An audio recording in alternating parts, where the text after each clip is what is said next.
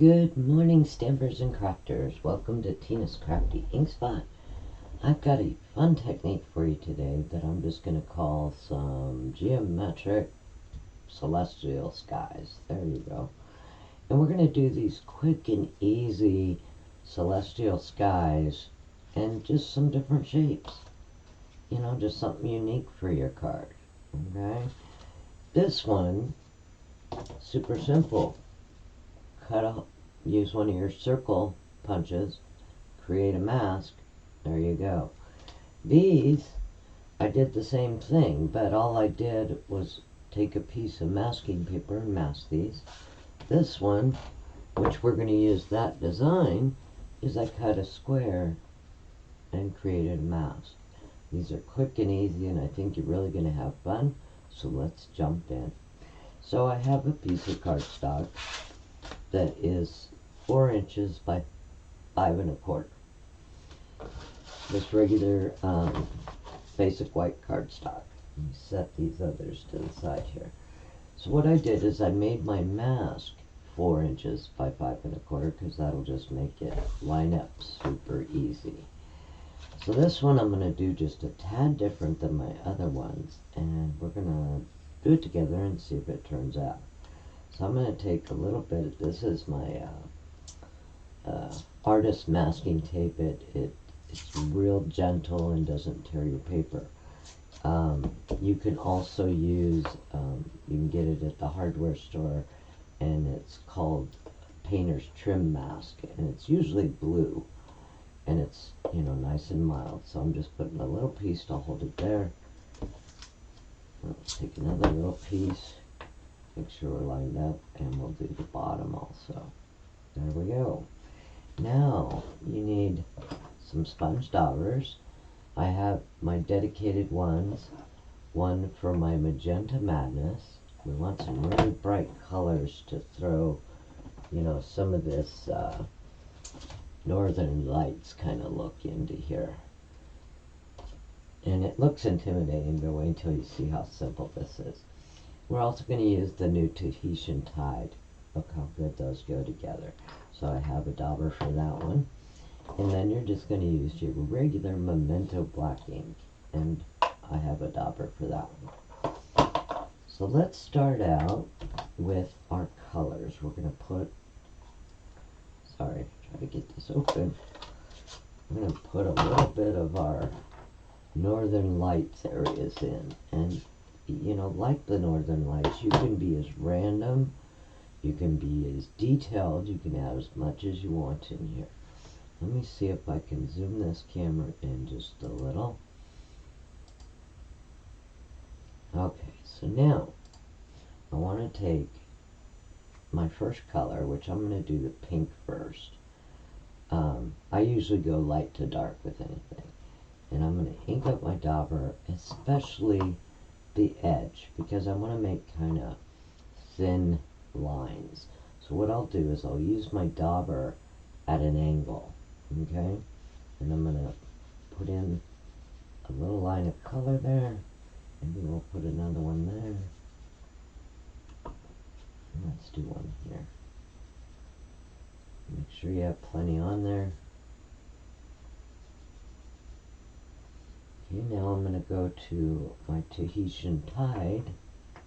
I'm going to do the same thing. I'm going to ink it up, kind of ink up the side of that dauber a little bit, and go right along that Magenta Madness. And when you overlap it a little, you're going to get a third color. You're going to get a purple.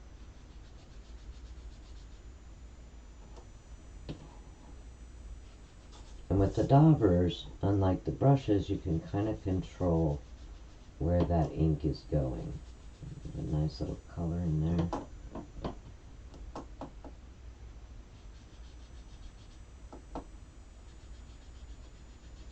See the purple it's creating? Isn't that neat? Now you can add more colors to this.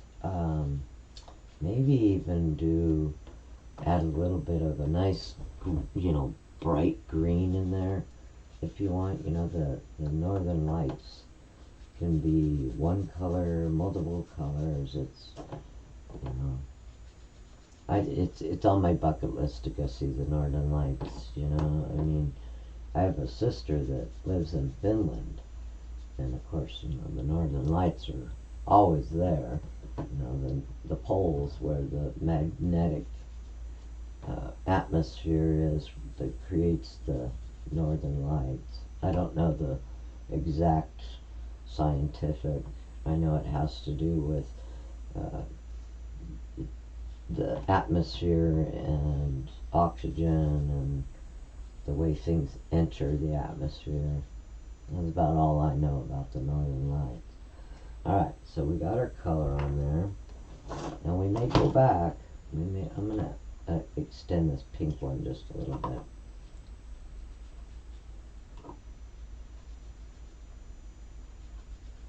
Okay.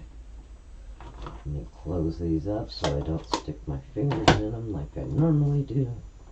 Look at that, I don't even have the ink on me yet this morning. You caught me at a good time.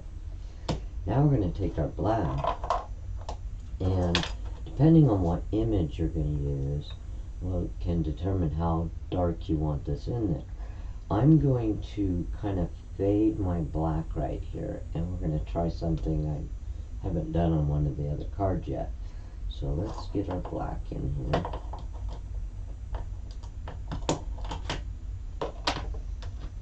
And again, you can use the side of your dauber to get close in to your areas there. You want to overlap in there.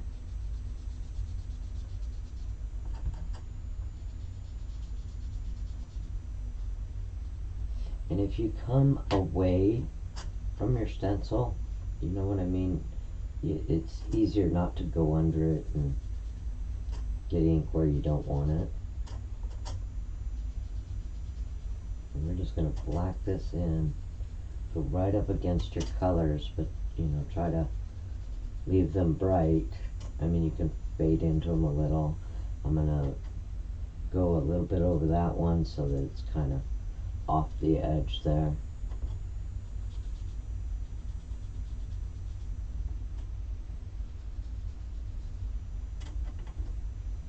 Do the same up here. I'm going to pull a little black right at the top.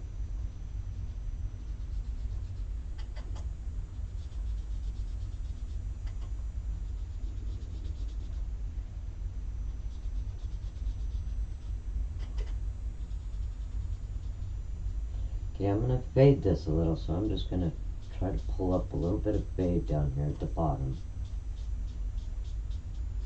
because I'm going to have an image go up into the sky, and in order to see it, it has to be a little bit lighter. I'm just going to add my little fade area. I'm kind of wanting to do, you know, just different color schemes this Christmas cards, you know. You know, the regular traditional red and green, love it, but you know, sometimes why don't we do a little black and white to see how it rolls out.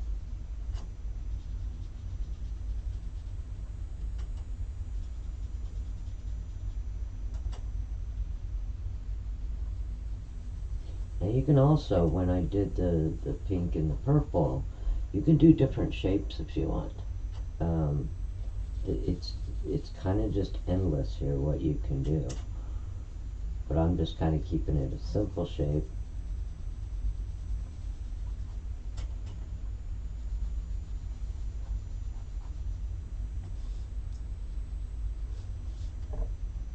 This right here is a old cutting board that I keep in my craft room. Sometimes it's just easier to clean up. I want to make sure I've got a nice solid in there.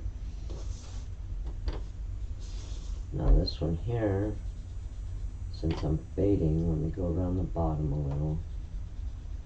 I'll kind of fade down a little bit, so I'm going to try to keep some light at the very bottom of this. So it'll kind of be more of a gray than a black.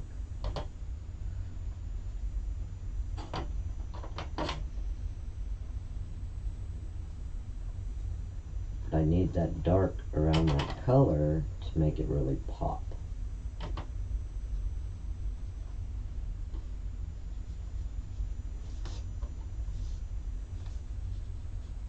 blend this in here.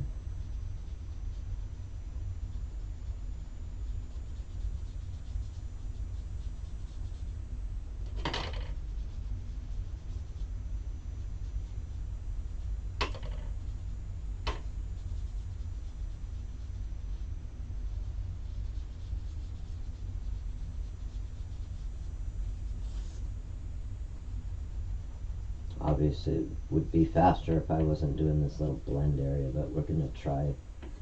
I have an idea, so we're going to do it together and see if it turns out. So I'm just going to kind of blend that area down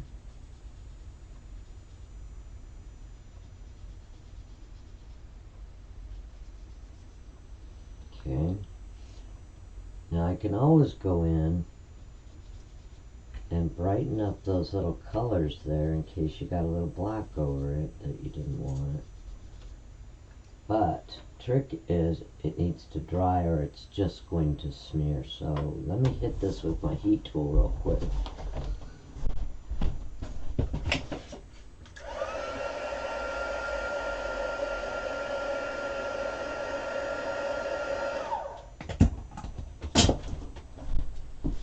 So I hit that black with my heat tool a little bit. I'm going to brighten up.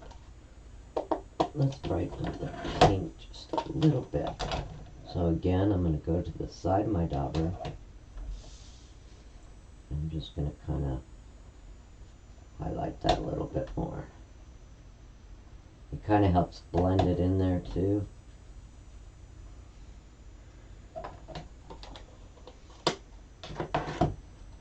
Grab my Tahitian tide and do the same thing. Just kind of brighten up those colors. Okay, it doesn't look like much, does it? Well, wait till you get the big magic trick here. So, if you have white crafting, that will work. But I use one called Dr. Phil's Bleed Proof White, and it's kind of a paste.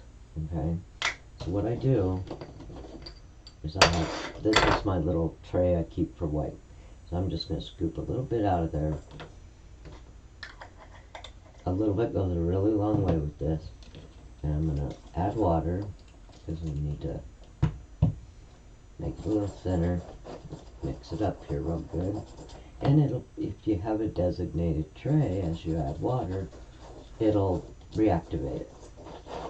And we're going to create the stars for this. So I have an old toothbrush dedicated to doing white, so the bristles are pretty tough. I want to tap some of this off because I want my stars small. So when you flick, okay, I'm going to take my finger and I'm literally just going to lightly flick some white on there. Okay, move it around. You'll get different sizes. Okay, the harder you flick, the bigger the stars will be. Okay, so I think that's going to be good. Oh, missed a little here in the corner. There we go. And that is it for your stars, which just really make it pop.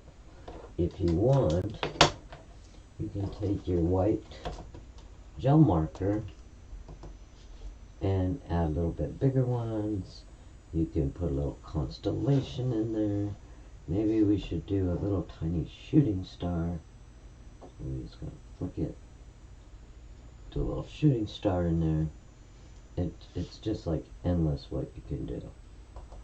I'm going to add a couple bigger ones in here randomly. Maybe a little constellation right there. Okay, now the big reveal. It's so cool. It doesn't look like much, does it?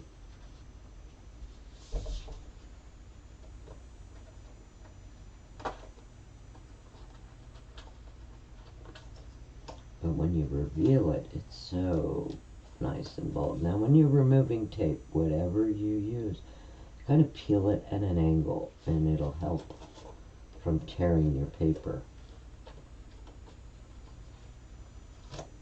Look at that. Isn't that neat? Okay, now let's let's see, what do I want to do? I've been using the stamp set. Where is it? Where is it? I've been using this stamp set, Regal Deer. I'm going to set that so it can dry. And it's got these really cool deer, some trees. It's got die cuts. I die cut a couple of the reindeer, and to make them pop, I clear emboss them. Okay, so that when they're laid up against here, they're pretty nice and bold. But I'm gonna try something new here that I haven't done yet. So I'm gonna take out my trees, grab my Stamparatus here.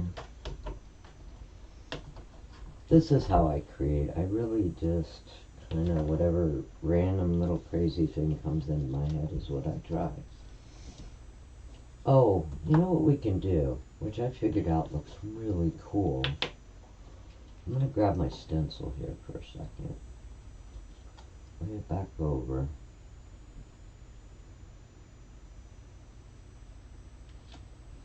Hold it down. I'm going to grab my black Stampin' Write marker. I'm just going to use the feather tip. And I'm going to add a little line right along the stencil. And I'm going to stop a little ways down since we did the fade.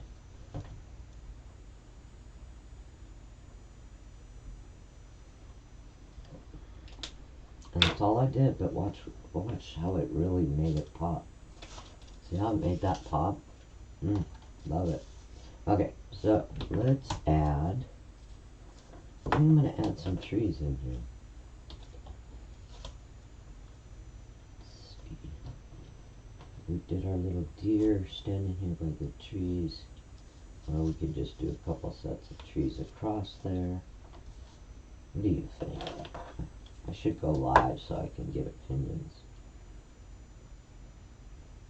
So I'm going to stamp those trees right there. If you don't want to, you can just do the die cut ones, and these I added clear emboss to. And you can just set them there. See how they really pop with that? And I'm gonna change it up a little. I have my memento. And we're just going to do some black and white trees. I was trying to stay kind of neutral so that the sky part of this technique would just pop. I'm going to do it another time so that it's nice and dark.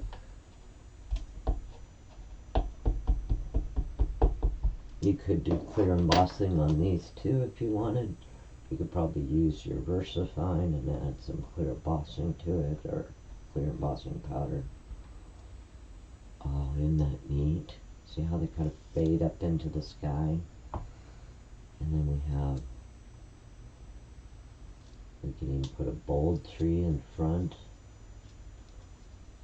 And the deer, kind of like the deer and the trees, right like that. What do you think? Isn't that neat?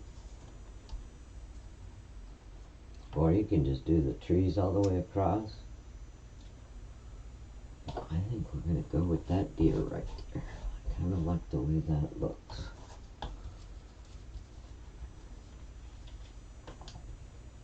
Set this aside.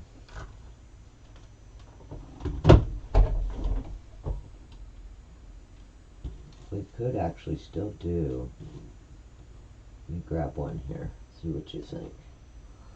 I want to do a tree in the foreground, some trees in the background. Look at that. Isn't that neat? I think we're going to do that. So I'm just going to grab my little glue doggy. I'm just going to glue those straight down.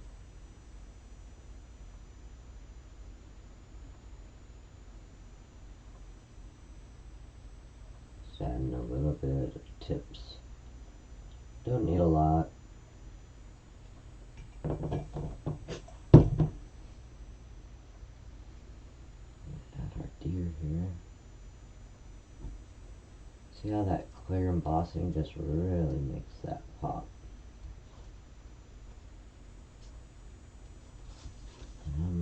this tree. So these guys are going to kind of be in the foreground.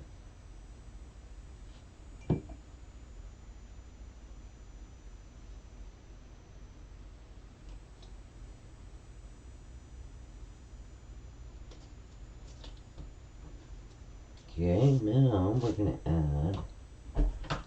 add it to a black mat, which I did an 1/8 inch bigger. So if this is 4 by 5 1/4, that means this is 4 1/8 by 5 and what is it, 3/8? Yeah, something like that. So let's add this to there, and it's really going to make it pop. You could die cut it with a stick rectangle if you wanted, or whatever your little heart desires. You know that's how I feel about doing techniques. Have fun. Do whatever comes to mind, because it could come out absolutely awesome. So we have just that thin black mat to really kind of pull that beautiful black out of there. I got something here stuck on my card. Yeah, I'll have to get it. And I'm doing it on a regular 4 1/4 by 5 1/2 basic white card base.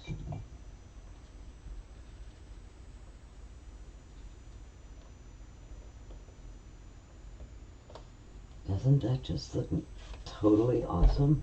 I love it. Go ahead, put a design on there if you want. Or I mean a greeting of your likings on there. And then you have this square, so you can take and put it at different angles on your card base. Okay? And do these fun geometric shapes, which just kind of add to the interest of it. So this one I just used some tape. This one I took my square and did this. Did my deer, but this one I did clear emboss him. So he really pops, where if you do the clear emboss, it'll pop the top of those trees to where they really show.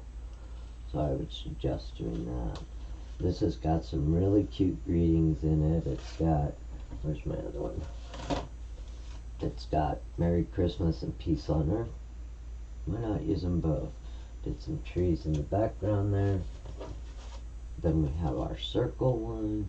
You know, I kind of made them squiggly lines that anything goes. But look how quick and simple that little celestial sky is.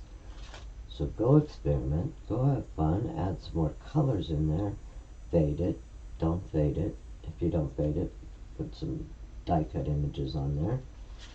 This one I even did green trees, put a little snow on them and added my reindeer. It's endless. Just wanted to show you this quick celestial sky and how to do all these fun geometrical shapes to make your card interesting. Hope you enjoyed today's tutorial.